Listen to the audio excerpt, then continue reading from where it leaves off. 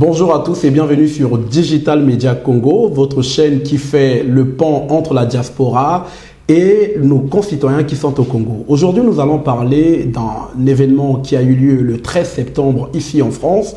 Et pour ce faire, nous avons deux invités qui avaient participé à cet événement. Nous avons Blanchard. Bonjour Blanchard. Bonjour Rocco. Et nous avons également Loïc. Bonjour Loïc. Bonjour Rocco. Alors, la plupart du temps, Blanchard, la population se plaint de ne pas être écoutée par le gouvernement. Et nous avons eu la présence de Rodrigue Malanda Samba. Et qui est d'abord Rodrigue Malanda Samba? Pour rappeler, merci pour l'invitation. Rodrigue Malanda Samba est d'abord député.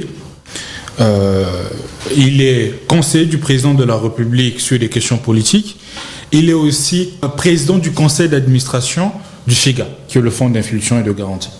Est-ce qu'il est député? Il a un parti politique ou Oui, d'ailleurs, j'ai oublié de le dire, il est président de l'APC. C'est un parti politique, donc il est député aussi de ce parti-là. D'accord, merci. Qui est un parti de la majorité présidentielle. Merci beaucoup Blanchard. Alors Loïc, selon toi, est-ce que monsieur Rodrigue Malanda Samba est une personne où on peut dire qu'il vient répondre au vu de ce que Blanchard vient de dire? Est-ce qu'il est habilité à répondre par rapport à ce souci de la population qui se dit ne pas être écoutée par les pouvoirs publics? Écoute, pour y avoir été, j'étais à cet événement et j'ai trouvé son intervention assez pertinente. Et aussi, je trouve que de sa casquette d'élu, étant député et étant aussi conseiller politique du président de la République, je le trouve tout à fait légitime d'avoir cet échange avec les Congolais de l'étranger. Donc, on peut dire par là que c'est la personne qu'il fallait pour être à l'écoute de la population. Mais cependant, on a entendu un certain nombre de choses. Quel était d'abord le contenu en soi de cette rencontre qu'on appelait rencontre citoyenne avec la diaspora? Et qu'est-ce que vous avez pu en tirer par rapport à cette rencontre-là? Bien, Rodrigue Malanda Samba, qui, comme mon frère l'a appelé ici, qui est élu national, député national. Donc quand il est élu, c'est vrai qu'il est élu par les membres d'abord de sa circonscription, mais à l'Assemblée, il représente les Congolais, y compris ceux vivant à l'étranger. Donc, dans son rôle de député qui consisterait à contrôler l'action du gouvernement, mais aussi d'échanger avec les populations qui se trouvent partout dans le monde. D'ailleurs, vous l'avez dit, c'est ce que la diaspora ne cesse de demander, échanger avec les autorités. Et lui, qui est très bien placé, d'abord élu national, qui peut porter le message de la diaspora à l'hémicycle, et aussi conseiller du président de la République, donc sur un certain nombre de questions qui peut facilement parler à l'oreille du chef. Qui de mieux qui pouvait faire cette rencontre. Alors, finalement, en fait, cette rencontre-là, c'est Monsieur Rodrigue Malanda Samba qui était à l'initiative, ou il y avait une demande particulière de la diaspora par rapport à la rencontre? D'ailleurs, il faut le rappeler que c'est une demande faite par la diaspora, les Congolais. On le constate souvent que les autorités ne souhaitent pas souvent échanger. En tout cas, c'est le sentiment qu'on a avec les Congolais de la diaspora, notamment ceux de France, à cause d'un certain nombre de choses qui se sont passées il y a de cela quelques années, à cause peut-être de la violence qui a été perpétrée ici dans la diaspora. Donc généralement, ils évitent d'échanger avec des Congolais. Voilà. Donc la diaspora a demandé et puis les pouvoirs publics ont répondu en envoyant le conseiller politique du chef de l'État, président de l'APC et également du conseil d'administration du FIGA. Alors Loïc, toi tu étais là, moi j'ai vu une vidéo, tu avais posé une question. Est-ce que tu peux nous parler un petit peu des différentes questions qui ont été soulevées ce jour-là, à moins que tu aies quelque chose à dire avant cela? Non, alors s'il faut attaquer directement sur cette seconde question, je dirais que l'échange a été très cordial, très convivial, ça a été sincère en tout cas. Il n'y a pas eu de préparation en amont, il n'y a pas eu de préparation dans le sens où on ne donnerait la parole qu'à des personnes choisies. La parole venait de partout Et les Congolais se sont exprimés. Ils ont posé un certain nombre de questions qui ont des échos dans les milieux de la diaspora, peu importe la sensibilité politique de chacun. Il y a notamment la question du passeport qui est plusieurs fois évoquée. Et cette question, elle a été posée. Je pense que la réponse, elle a été aussi sincère. Elle n'a pas été dans le but de flatter l'auditoire, mais plutôt elle a posé un véritable état des lieux de la situation et puis les mesures qui accompagnent. Et moi, mon intervention avait porté sur le vote de la diaspora.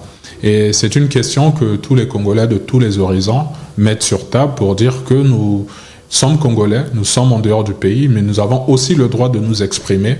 Nous avons aussi le besoin d'être représentés au niveau du Parlement congolais. Et notamment, j'ai aussi apprécié la sincérité de M. Rodrigue Malanda Samba sur la question, en rappelant qu'il y a un dispositif en cours, que les Congolais de l'étranger vont être représentés, qu'ils auront des élus eux aussi qui vont porter les problématiques des Congolais de l'étranger. Et aussi, on peut, dans un horizon assez proche, on peut espérer, nous aussi, participer aux différentes élections. Ah, ça c'est ce que demande. Mais du coup, j'aimerais, permettez-moi, je vais dans le vif du sujet. Moi, j'ai entendu des polémiques comme quoi il y avait un certain nombre de choses qui ont été dites, notamment sur le fait que monsieur Rodrigue Malanda Samba aurait dit que pour les repris de justice. Alors moi, voilà, je rentre directement, je mets les pieds dans le plat. Il aurait dit que voilà, pour les personnes qui craignent, il aurait dit, je parle sous votre contrôle puisque vous y étiez vous aussi, qu'il aurait dit que voilà, pour tous ceux qui sont repris de justice, qu'ils pouvaient rentrer craindre quoi que ce soit. Alors, c'est vraiment comme ça ou bien c'est seulement les bruits des réseaux sociaux? Et si c'est pas comme ça, qu'est-ce qui a été dit? Bien, d'abord, il faudrait rappeler ici que M. Rodrigue Malanda Samba, qui est président du conseil d'administration, élu national et aussi conseiller du président en matière politique, était porteur d'un message. Comme je le disais, dans sa casquette de président du conseil d'administration, il y a un projet qu'ils ont mis en place, notamment FIGA Diaspora. Comme vous le savez, le FIGA, c'était un projet qui était porté par le président de la République depuis 2016. Créé en 2019, le FIGA accompagnait des jeunes porteurs de projets, notamment des entrepreneurs congolais. Et ils se sont dit, au lieu qu'on s'arrête seulement au Congo, il y a des Congolais vivant à l'étranger qui doivent avoir des projets qui ont besoin de garanties auprès des banques. Alors, nous allons nous déplacer pour créer FIGA Diaspora. Donc, c'était d'abord là le message. Parler des Congolais qui sont dans la diaspora, de FIGA Diaspora. On nous a présenté ce que c'est FIGA Diaspora. Une très bonne initiative. OK? En dehors de ça, s'en est suivi cet échange franc qu'il y a eu entre les Congolais de la diaspora, notamment ceux de France, et le conseiller politique du président de la République et élu national. OK? Et lors de cet échange, un certain nombre de Congolais qui hier manifestaient leur position politique par la violence, étaient aussi sur place. Mais pas cette fois-ci pour perpétrer les actes de vandalisme, de violence, pour essayer d'empêcher cet événement. Non, mais pour échanger cette fois-ci avec l'élu national qui est M. Rodrigue Malanda Samba, d'où parmi ces invités, il y a un invité qui avait posé la question de savoir, hier, il était dans ce mouvement qu'on appelait les combattants. Ils ont commis un certain nombre de choses ici. Ils ont menacé certaines autorités. Donc, certainement, ils craignent une certaine répression s'ils souhaitent rentrer dans leur propre pays. Alors, M. Rodrigue Malanda Samba, en répondant à cette question, il a dit, écoutez, il y a des Congolais matin, midi et soir qui se permettent de critiquer et même parfois d'insulter, de diffamer, parfois de menacer certaines autorités ici dans la place de Paris. Mais ces Congolais-là se promènent librement au Congo, ils font des allers-retours. Le Congo est un pays de droit. OK? Maintenant, pour ceux des repris de justice, ceux qui ont des problèmes avec la justice, que ce soit la justice française ou la justice congolaise, ceux qui ont été condamnés pour un certain nombre d'actes, pour ceux-là, de régler leurs problèmes avec la justice. Mais pour des Congolais qui ne passent que leur temps à critiquer les autorités sur les réseaux sociaux, mais ils ne devraient pas craindre pour rentrer chez eux, ils sont les bienvenus. Raison pour laquelle, pour compléter, parce que il y avait ces compatriotes qui disaient non mais moi en voulant rentrer au pays, quelqu'un m'avait appelé, une certaine autorité m'avait appelé pour me dire non, si tu rentres, même si tu as rassuré, si tu rentres, tu seras directement arrêté ici. Il a rassuré ce Congolais là pour dire bah écoutez, en ces termes que malgré les garanties, je vous ai dit d'abord que le Congo soit un pays de droit, que vous avez la possibilité d'aller chez vous et de revenir ici, ça ne vous rassure pas. Moi, je peux vous rassurer que vous pouvez rentrer librement dans votre pays. C'est de ça qu'il est en train de parler. Alors, si je comprends bien ce que vous êtes en train de nous dire là,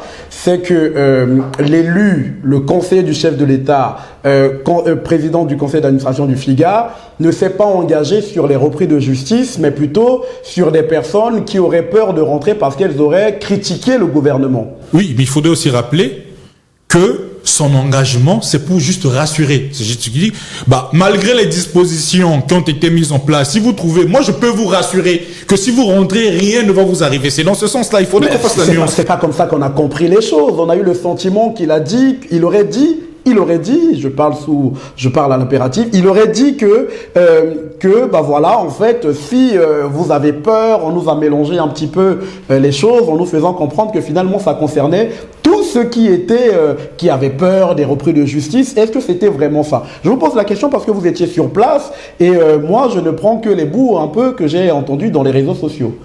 Alors, sur cette question, je trouve déjà premièrement déplorable cette polémique venant des gens qui n'étaient pas, qui ont refusé de faire le déplacement et qui ne se sont pas donné la peine de voir le contenu de cet événement. C'est sur la base des bribes d'informations, des extraits très résumés, et même parler d'extraits, c'est trop dire aussi. Ils se sont basés uniquement sur des titres putaclic qui ont pour vocation d'attirer l'attention des gens, et ce ne sont que ces titres-là, notamment le fait que Monsieur Rodrigue Malanda Samba aurait dit qu'il se porte garant pour tous ceux qui veulent rentrer, et c'est de là qu'est née la polémique. Intellectuellement, je trouve ça incorrect. Parce que quand on est honnête, on ne se pose pas sur un sujet dont on n'a aucune maîtrise. Le mieux aurait été d'abord qu'il voit au moins ce qui s'est dit, le contexte qui a conduit à cette déclaration-là. Et comme mon cher Blanchard l'a dit tout à l'heure, ce propos découle simplement de l'insistance en fait des Congolais, parce que c'est d'eux que venait ce sujet, des gens qui ont été très virulents dans leur position dans le passé, qui ont fait savoir qu'ils souhaiteraient bien rentrer. Et monsieur l'honorable conseiller a fait savoir qu'il a participé à des travaux beaucoup plus complexes. Il a travaillé avec des gens qui avaient des armes, qui ont participé à une instabilité au pays. Ils ont pu dialoguer, faire taire les armes et ramener tout ce monde-là autour d'une table et dialoguer ensemble. Il dit, voilà par exemple les situations sur lesquelles on a travaillé, on a obtenu une solution. Ce n'est pas vous qui allumez vos caméras pour dire tout ce que vous voulez, que vous, on pourra aucunement vous écouter.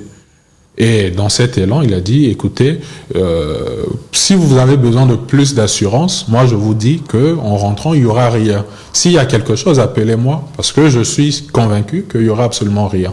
D'accord, merci beaucoup. Je ne sais pas si tu as quelque chose à rajouter avant de passer à la polémique suivante, hein, parce qu'il y en a... Non, mon cher, complètement bien expliqué, hein. Dans les termes même exacts, il était présent, nous étions ensemble, nous avons assisté à cet événement. Donc ce que nous disons ici ne relève pas d'une fiction ou d'une certaine réflexion des gens qui n'ont pas suivi l'événement, qui ne se sont pas rendus présents sur place, comme il a dit tout à l'heure. Mais nous parlons là, nous sommes des témoins de cet événement, nous avons assisté à cet événement du début à la fin. Et donc nous sommes les mieux placés pour pouvoir expliquer aux Congolais qui nous suivent sur les réseaux sociaux ce qui s'est dit là-bas. Donc nous ne voyons pas pourquoi ce serait complètement absurde de mentir sur ce plateau. En même temps, on a le sentiment finalement que dans cette rencontre, puisqu'on entend, on n'a pas vu de retour, les gens, et moi j'ai de la chance de vous avoir aujourd'hui sur Digital Media Congo, on n'a pas de retour finalement sur ce qui peut en rester de cette rencontre citoyenne. Mais cependant, j'aimerais aussi revenir sur une dernière polémique qui aussi a fait couler beaucoup d'encre, hein, j'ai envie de dire, dans les réseaux sociaux, à savoir l'histoire des 50 euros. Alors moi, j'ai entendu qu'il y a eu une histoire qu'on aurait donné aux gens 50 euros à la fin. Pourquoi 50 euros? Est-ce que c'est parce qu'on n'avait pas nourri des personnes? Qu'est-ce que représente d'abord 50 euros pour une personne qui est ici en France, pour qui travaille, qui a peut-être pris son billet de Lyon? En tout cas, il y a eu aussi cette polémique-là. 50 euros qui a été donné, on a spéculé comme quoi les gens seraient des affamés, ils seraient partis pour 50 euros. Je ne sais pas qui comprend. Je commence par toi, Blanchard. Ouais, écoutez, ça me fait même rire parce que c'est complètement absurde. Les rumeurs ou bien ce que les gens racontent parfois sur les réseaux sociaux. Bon, écoutez, les gens qui créent ce genre de rumeurs sur les réseaux sociaux, ça ne nous surprend plus parce qu'ils sont habitués. Ils ont là le prix Nobel de la diffamation. Ok, on parle de 50 euros, mon cher frère. Nous ne sommes pas peut-être dans un pays où une grande partie de la population ne travaille pas. Nous sommes en France, ok, où 50 euros représentent peut-être une facture d'Internet pour certains. Ok, et je ne vois pas, j'ai vu des gens faire des vidéos sur des réseaux disant que, écoutez, il faudrait le rappeler ici, la salle était archi-comble. C'était une salle avec un dispositif de 500 places assises. La salle était archi-comble. Et ça, même ça, reconnaître cela, ils ne veulent pas reconnaître. Pour eux, les gens se seraient rendus là-bas parce qu'on avait promis. Moi, je m'étais rendu là-bas, je ne savais même pas qu'on devait donner quelque chose. C'est pourquoi est-ce que c'était donné. D'ailleurs, c'était la question qu'un des compatriotes qui était dans la salle qui posait, mais à la fin, nous avons fini, nous sommes des Bantous, nous sommes habitués après une réunion de partager un pot. Qu'est-ce qu'il en est après cet événement? C'est là où il dit, compte tenu de la disposition de la salle, on ne pouvait pas organiser un apéro sur place. Et sur ce, j'ai prévu un petit quelque chose, comme ça, tout un chacun de vous pourra se déplacer dans un lieu pour partager un pot avec ceux qui sont venus ici. Alors là, c'est intéressant ce que tu nous dis là, Blanchard. En gros, les 50 euros, c'était pour répondre à des soucis organisationnels. Plutôt que de faire une logistique autour d'un repas, parce que c'est de coutume, les matangas, les mariages, on mange, tout ça, etc. Une réunion comme celle-là, on est censé manger à la fin. Mais pour faciliter, c'est ça que les 50 euros viennent remplacer finalement? Oui, en réalité, c'est ça. Comme il avait dit, nous avons vu le dispositif. Moi, je me suis même permis, parce que je savais que ça devait créer une polémique, je me suis permis de demander au responsable de la salle qu'il y avait combien de places assises. Et je me suis permis aussi de me déplacer un peu dans la salle pour aller voir un peu la taille de cette salle-là. La salle était archi-comble et il n'y a pas d'espace, il n'y a pas de lieu dédié pour organiser un apéro. Vous voyez, et c'est souvent très compliqué. Bon, vous connaissez, déjà, on a du mal à se rencontrer comme ça, s'organiser de cette façon. Imaginez un seul instant qu'on fasse à manger sur place et que les gens viennent manger et que peut-être il y a un qui ne tolère pas un certain type d'aliments, un certain type d'ingrédients qui ont été utilisés dans des plats. Et qu'est-ce qu'on n'aurait pas dit? Pour 50 euros, regardez comment est-ce que les gens s'affolent sur les réseaux sociaux pour dire qu'on se serait rendu là-bas pour cela. Imaginez peut-être quelqu'un qui aurait peut-être fait, excusez-moi du terme, une diarrhée. Ça devait être une avalanche sur les réseaux sociaux pour dire quoi? Il a apporté quelque chose de Brazzaville, comme il est l'envoyé du président de la République, il a apporté quelque chose ici pour nous, excusez-moi du terme, assassiner ici en France. Comme ils n'ont pas pu assassiner ceux qui sont à Brazza, certainement ils sont venus nous assassiner ici. Donc moi je pense que c'est la meilleure des choses à faire. Écoutez, vous êtes arrivés, nous sommes habitués comme ça, n'oublions pas, même si nous sommes en Occident, nous sommes d'abord des Bantous. À la fin de chaque mbongi, parce que c'était une espèce de mbongi, à la fin de chaque mbongi, nous avons l'habitude de nous retrouver pour partager le vin. Écoutez, compte tenu de la disposition de la salle, nous ne pouvons pas le partager ici. Écoutez, tenez ce petit quelque chose là, et c'est dans une enveloppe dont chacun de nous pouvait découvrir en rentrant chez lui. Tenez ce petit quelque chose, vous allez vous regrouper entre compatriotes, peut-être dans un coin, habituels que vous avez l'habitude de fréquenter pour prendre un pot. Là, moi, il y a une certaine sécurité. Il se dédouane de la responsabilité de dire que j'avais mangé à l'événement de Rodrigue Malanda Samba, raison pour laquelle je ne fais que perdre de poids parce que la nourriture qui a été servie là-bas, certainement ça vient du Congo-Brazzaville. Bon, écoutez, on a déjà tout vu sur les réseaux sociaux et je peux vous rassurer ici que les gens ne se sont pas rendus là-bas pour les 50 €. Ça ne représente absolument rien pour les gens qui travaillent ici en France. Les gens gagnent certainement bien leur vie ici et 50 € ne représentent pas grand-chose.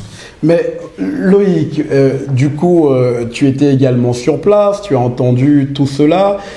Qu'est-ce que tu penses? Parce que c'est pour ça que je reviens souvent sur ce qu'on retient. Parce que finalement, de cette rencontre, Blanchard nous a dit tout à l'heure qu'il y avait la présentation de Figa Diaspora. Mais toi qui étais sur place, qu'est-ce que tu peux nous dire de ce que tu retiens? Parce qu'on a envie de dire, enfin j'ai envie de dire que on ressort seulement des polémiques, mais sortons de ce contexte de polémique qui vient souvent ternir justement le contenu. Qu'est-ce que toi tu peux nous ressortir de ce qui s'est passé de cet événement, ce qu'on peut en tirer d'important? Alors, à cet événement, il y a eu 2 volets, notamment un aspect où il y a eu la présentation, comme l'a dit Blanchard, du projet Figa Diaspora. Et il y a même eu des récipiendaires de certains prix, à titre symbolique, pour montrer que voilà, le train est déjà en marche. C'était intéressant de s'en rendre compte.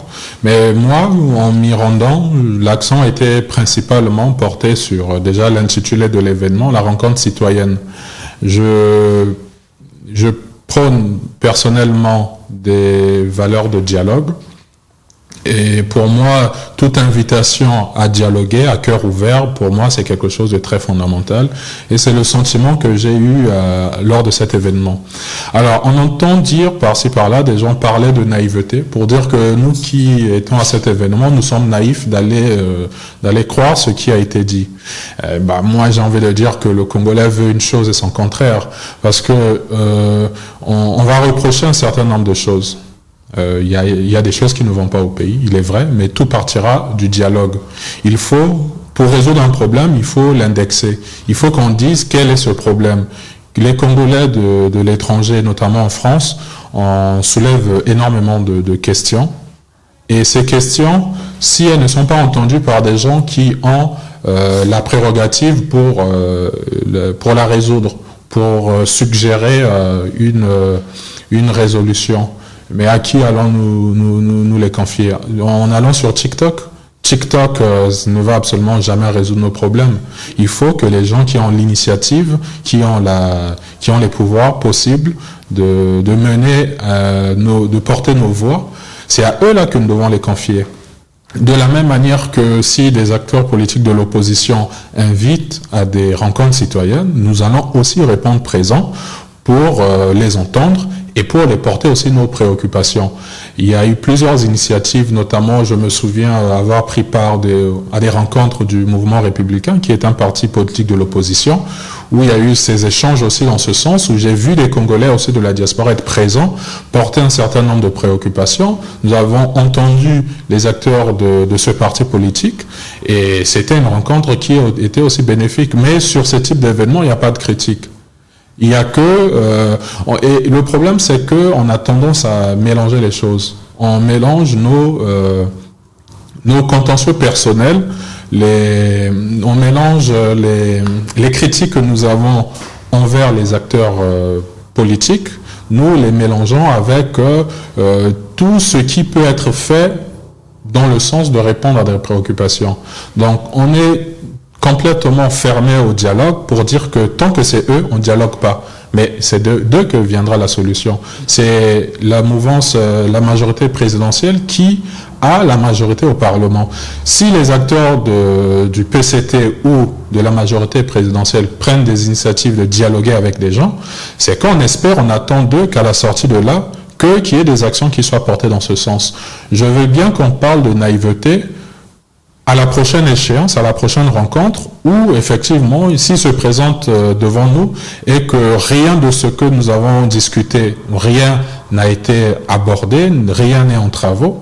Alors, là, j'accepte comme le texte de naïf. Mais pour l'heure, l'avancement des choses partiront d'abord des personnes naïves qui parlent pour discuter, qui parlent pour entendre, qui parlent pour porter le problème des Congolais de l'étranger, mais des Congolais de manière générale. Merci beaucoup Loïc. On va quasiment arriver à la fin de ce numéro. Blanchard, un mot de la fin par rapport à cet événement. En tout cas, ton sentiment final par rapport à cet événement. Comment est-ce que tu t'es ressenti? Ce que tu penses de l'initiative, de ce contenu? Qu'est-ce que tu peux nous donner nous dire par rapport à cet événement? Bien, là on parle d'une rencontre citoyenne, donc un moyen d'échanger entre nous, des citoyens. Et nous l'avons vu dans l'histoire de notre pays, que chaque difficulté, chaque crise que nous avons rencontrée, nous les avons réglées par le dialogue. Et le président de la République, son Excellence Denis Sassou Nguesso, est un homme de dialogue qui a toujours mis en avant le dialogue. Nous l'avons vu lors des précédentes crises que nous avons eues. Et chaque fois qu'il y a une échéance, notamment majeure comme l'élection présidentielle, nous allons toujours au dialogue. Donc chaque fois que nous avons le problème, nous les Bantous, nous avons toujours prôné ce dialogue. Les Congolais de la diaspora, c'est ce qu'ils ont demandé. Et comme mon frère l'a dit, la solution viendra de qui? Si nous avons des propositions, à qui devons-nous les soumettre? N'est-ce pas à ceux qui sont des représentants du peuple qui siègent à l'hémicycle? On doit arrêter à un moment donné de tout mélanger. Parce que j'ai comme l'impression que nous mélangeons tout. On doit savoir distinguer l'opposition qu'on fait et le développement du pays ou l'évolution des choses dans notre pays. Si nous voulons de l'évolution des choses, à un moment donné, on doit laisser d'abord nos casquettes d'activistes, d'opposants ou peu importe nos aspirations politiques, se rassembler entre Congolais d'abord, c'est ce qui d'abord on a de commun, avant de parler de parti politique, c'est ce qu'on a de commun, autour d'une table, échanger sur un certain nombre de questions, comme il a dit tout à l'heure, et c'est ce que nous avons fait lors de cette rencontre, et pour trouver des solutions aux maux qui minent aujourd'hui le Congo. Merci beaucoup Blanchard. Alors, je reviens à toi, Loïc. Qu'est-ce que tu peux nous dire comme mot de la fin par rapport à cet événement dont tu as participé? Tu as même posé une question très, très intéressante d'ailleurs. Qu'est-ce que tu peux nous dire? Qu'est-ce que les Congolais qui nous suivent aujourd'hui et qui suivent Digital Media Congo peuvent retenir de cet événement, de cette rencontre citoyenne du 13 septembre? Alors, de cet événement, il faut retenir deux choses. Premièrement, il faut être ouvert au dialogue.